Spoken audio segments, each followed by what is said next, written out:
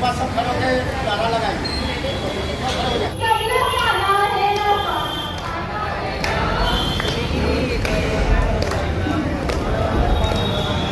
भारत माता की जय।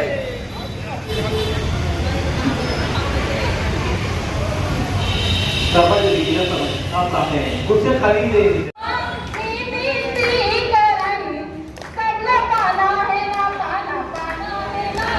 मीडिया में जाता है, अच्छा नहीं लगता सामने की कुर्सियां खाली हैं।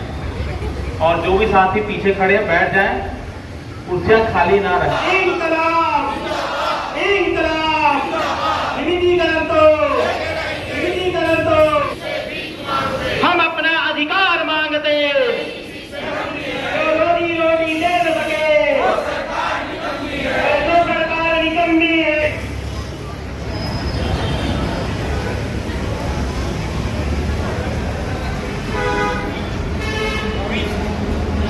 पीछे जो साथी बैठे हैं उन लोग थोड़ा सामने।